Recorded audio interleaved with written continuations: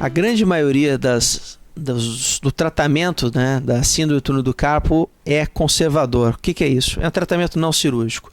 Você faz o diagnóstico do indivíduo, você propõe muitas vezes, tirar aquele movimento repetitivo que está causando a lesão. Você pode usar até imobilizadores, aqueles que pegam um pedaço do pulso, um pouco do dedo, o dedão, para tentar imobilizar, principalmente à noite.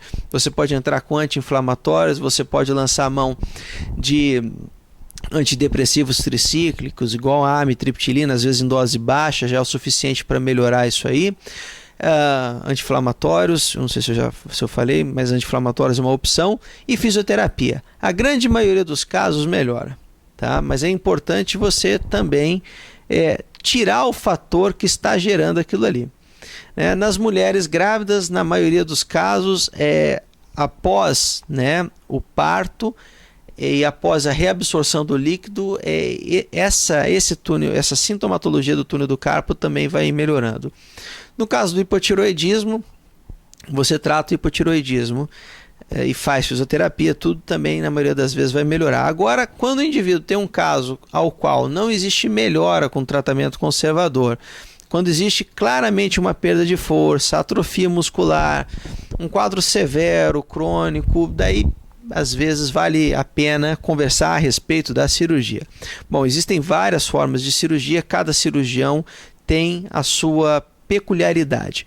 Como nós fazemos a cirurgia? Nós fazemos com o paciente acordado, com uma anestesia local, que é a única hora da cirurgia que incomoda, que é muito pouquinho. Fazemos um corte bem pequeno, um corte de 1, 2, 3 centímetros no máximo. Na maioria das vezes 2 centímetros. Nós dissecamos a estrutura até chegar no retináculo. A partir da chegada no retináculo dos flexores, nós abrimos eles em direção à palma e em direção ao antebraço. Fazemos a hemostasia, né, que é para não deixar sangrando, e depois fechamos. Ou seja, é uma cirurgia que, na grande maioria das vezes, é extremamente não traumática. O índice de resposta à cirurgia do túnel do carpo na literatura é de 70%. Na minha opinião, é de 90%. Bom, 90% dos casos a mão não fica inchada e não fica dolorida. Em 10%, por algumas condições anatômicas ou eventualmente em decorrência do tempo que o problema do nervo já está instalado, o paciente ele pode ficar com a mão edemaciada, ele pode ter que fazer mais tempo de fisioterapia, ele pode ter que fazer terapia ocupacional, mas isso aí, na nossa pelo menos casuística e opinião, é na minoria dos casos. Bom, você tem que avisar para o paciente que dor na junta não vai melhorar com a síndrome do túnel do carpo na maioria das vezes. O paciente que desenvolve o túnel do carpo, muitas vezes é um paciente que mexeu muito com a mão, fez muitos movimentos repetitivos.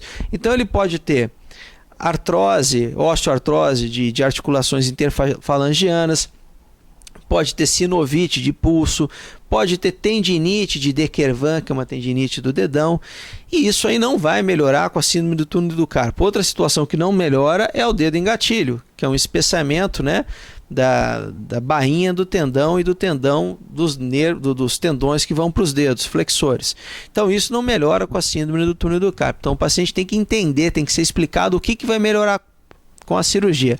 Outra coisa, depois da cirurgia, o nervo ainda continua machucado. Então é comum algum grau de formigamento, principalmente na ponta dos dedos, durante um certo tempo, até esse nervo ir se regenerando. Bom, fora isso, é uma cirurgia que costuma ser extremamente tranquila, o índice de complicações também é muito baixo. Existe risco de voltar? Existe, mas é um risco baixo também, tá? Principalmente se a pessoa para de fazer a atividade que estava gerando a sintomatologia. Bom, foi um prazer em falar com os senhores. Tenham uma boa tarde.